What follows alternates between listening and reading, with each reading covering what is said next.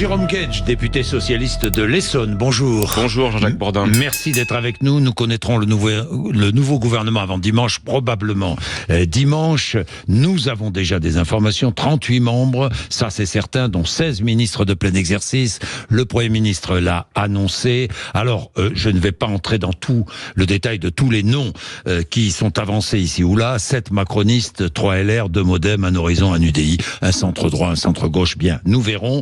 Mais arrêtons-nous d'abord sur ce nouveau gouvernement. Est-ce que pour vous, c'est carrément un gouvernement de droite ? Je crois que ça saute aux yeux. Tout ça pour ça.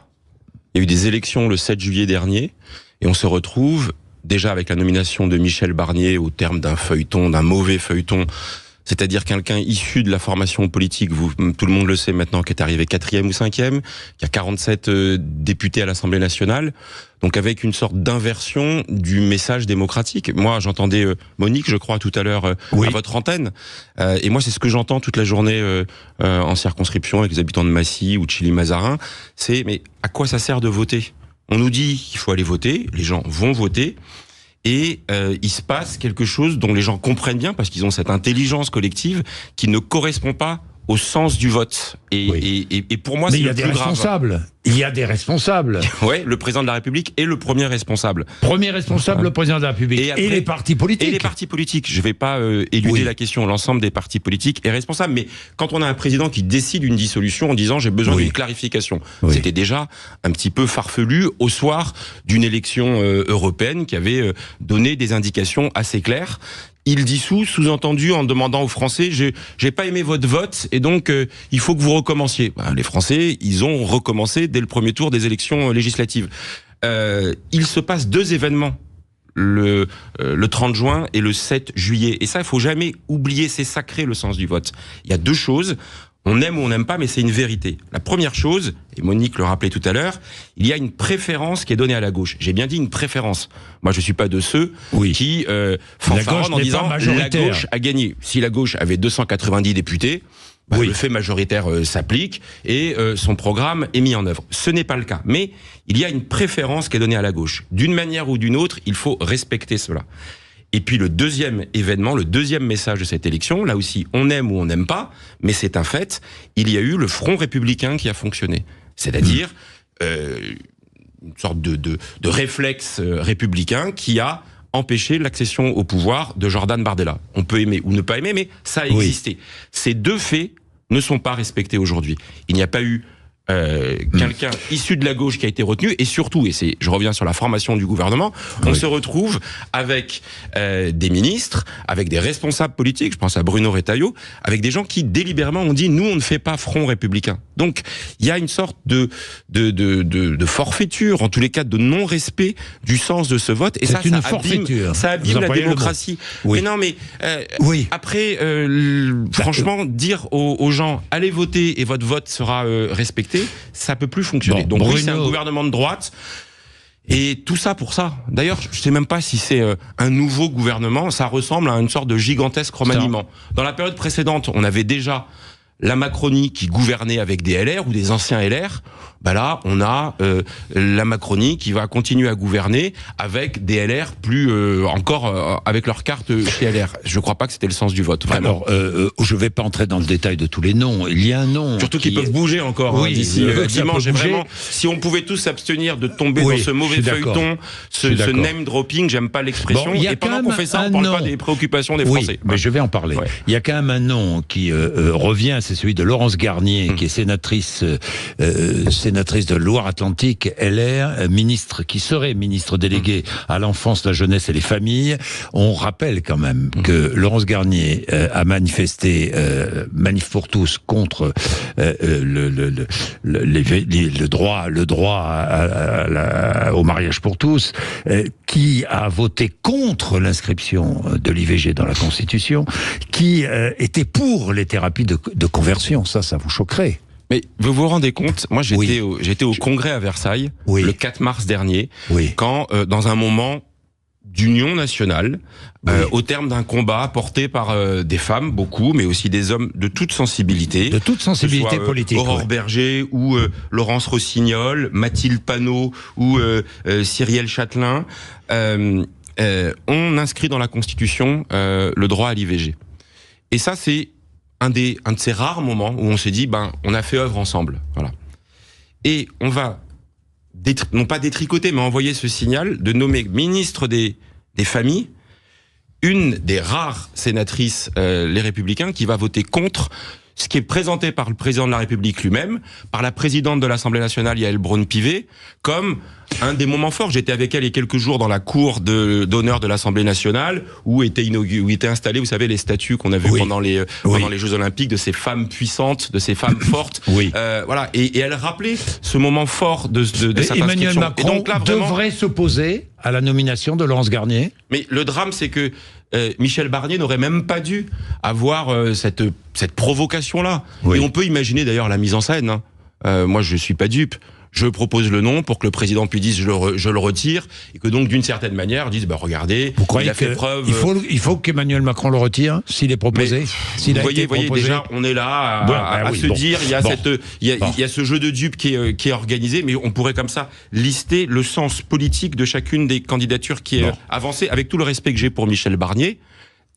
Rien que lui-même, je l'en dis, une figure issue du camp Les Républicains, qui n'a pas appelé au Front républicain, qui dès ses premières prises de position confirme que c'est un honnête et respectable homme de droite, mais homme de droite, je veux dire, et donc il y a une contradiction avec, je le redis, le sens du message. Et vous savez quoi ?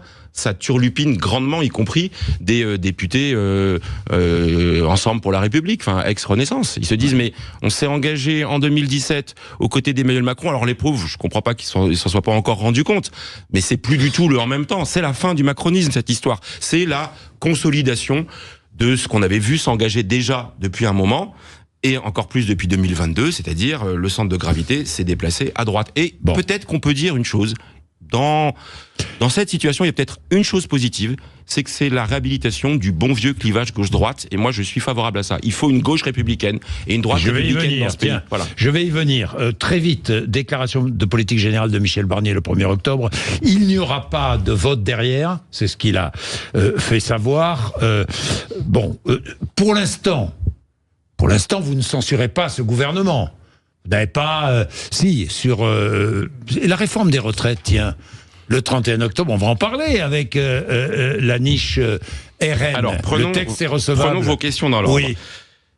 Un discours de politique générale, et vous voyez, c'est pour ça... Sans vote derrière. Alors, ça, c'est déjà un petit problème démocratique. On l'avait dit dans la période précédente, quand Elisabeth Borne ou Gabriel Attal faisaient des discours de politique générale sans vote de confiance. Donc là, vous ne serez pas surpris, et d'ailleurs, c'est prévu par la Constitution, il y aura, puisqu'il y a ce refus de vérifier s'il y a une majorité parlementaire pour soutenir ce discours de politique générale, vous ne serez pas surpris qu'il y ait une ou plusieurs motions de censure qui soient déposées pour dire il y a quand même à vérifier. Je rappelle que le président de la République... il y aura motion de censure déposée. Motion de censure. Moi, je souhaite d'ailleurs que ce soit une motion de censure que nous, les socialistes, nous puissions déposer par nous-mêmes, parce qu'on a la possibilité, puisqu'on est 66 députés, de pouvoir rédiger notre motion de censure. Et je voterai la motion de censure pour deux raisons. La première, c'est que je me fais pas d'illusions sur le contenu de l'orientation programmatique, parce que les gens me disent parfois, mais attendez de voir le contenu pour savoir si vous votez la motion de censure. Franchement...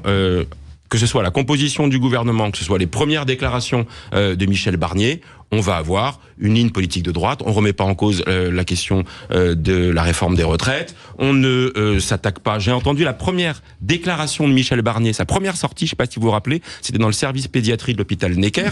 Il va dans un hôpital, très bien. C'est vraiment un des services publics essentiels et il est en crise. Et il dit, je peux pas faire de miracle. Il faudra faire des réformes, il faudra améliorer le fonctionnement et il faudra continuer à faire des économies.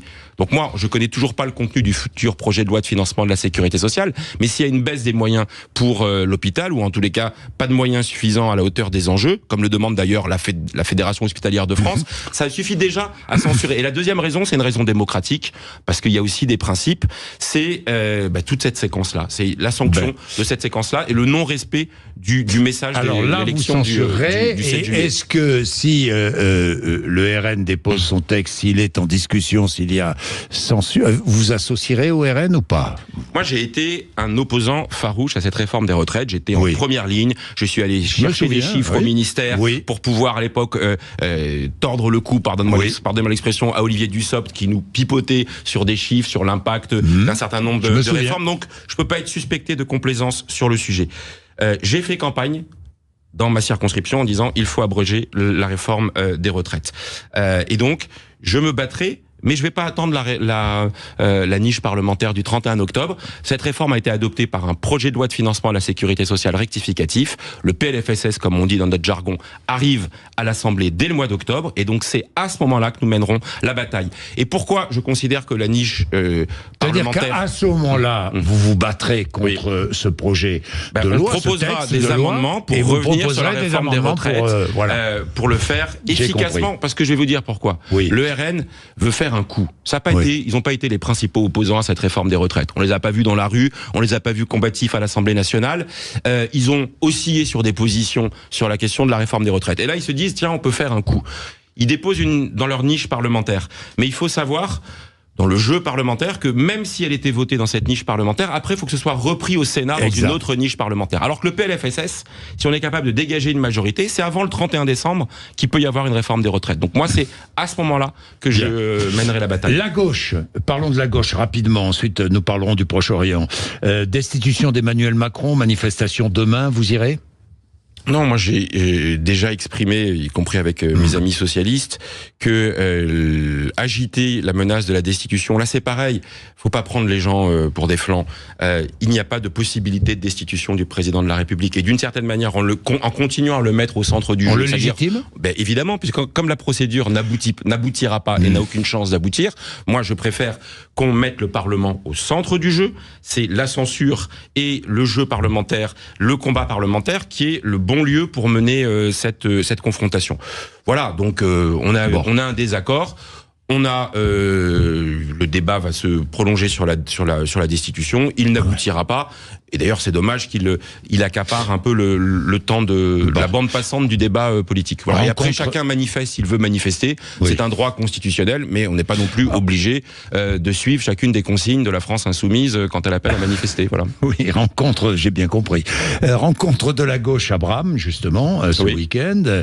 La gauche, candidat unique en 2027, ça y est, déjà, le débat est engagé.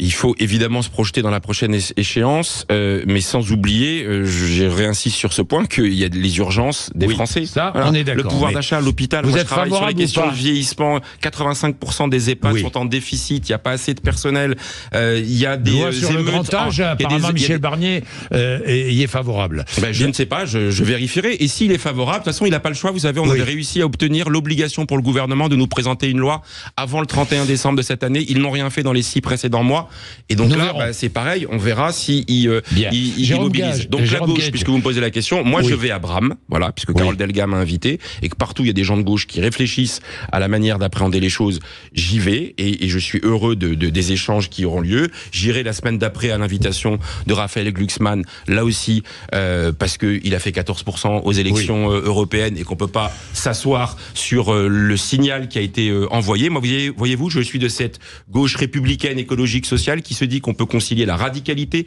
la fermeté sur les positions, mais qu'il faut aussi avoir de la solennité, de la crédibilité, incarner la volonté de gouverner, pas être dans l'opposition stérile. Et donc ce chemin-là, en gros, entre Macron et Mélenchon, il y a la gauche républicaine, et partout où elle se construit, moi j'y serai. Alors, entre Macron et Mélenchon, il y a la gauche républicaine responsable, une gauche hors LFI.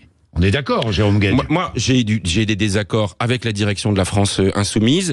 Il y a des militants sincères de la France insoumise. Il y a des élus sincères de la France insoumise. Il y a des électeurs, évidemment. Et donc, moi, je passe pas tout ça par-dessus bord. Je dis simplement qu'à un moment donné, tout ça est gâché, abîmé, d'une certaine manière, par une incarnation. Donc, candidat unique ou pas en 2027? Alors, évidemment que dans la tripartition de la vie politique, il faudra qu'on fasse tout pour être qualifié au deuxième tour de l'élection présidentielle. S'il y a pluralité de candidats au premier tour, on peut aisément imaginer que ça n'arrive pas. Donc moi, je souhaite qu'il y ait pas de candidat LFI en 2027 que vous pourriez suivre. Si c'est sur la ligne et sur l'incarnation qui a été portée, ça me paraît compliqué. Moi, c'est la raison pour laquelle, dès janvier 2023, et c'est pas hier, j'ai dit qu'il faudrait qu'on ait un mode démocratique et collectif pour choisir notre candidat. C'est pour ça que j'ai défendu l'idée d'une primaire de la gauche sur la base d'un programme co-construit et pas dans l'urgence d'une dissolution ou d'une élection législative, c'est-à-dire un programme dont on se dit il a une chance d'être mis en œuvre et il y a des gens qui se présentent, qui se portent candidats pour l'incarner avec sincérité. Donc, moi, je continue à penser que ce mouvement-là, qui est bien plus important que la somme des partis qui composent le nouveau Front populaire. Et donc, c'est ça qu'il faut qu'on construise. Parce qu'il y a cette appétence, les gens veulent l'union, mais veulent une union pour gagner. Voilà, ils veulent des incarnations. Je suis le premier à regretter. On ne gagne pas avec Mélenchon. Je vais vous dire, c'est pas ce que dit la France Insoumise. Je vais vous dire une chose. On ne gagne pas avec Mélenchon. Je regardais je crois que c'est une enquête Harris. En avril 2017, Jean-Luc Mélenchon était la personnalité politique préférée des Français. Il était en train de faire une campagne à l'élection présidentielle.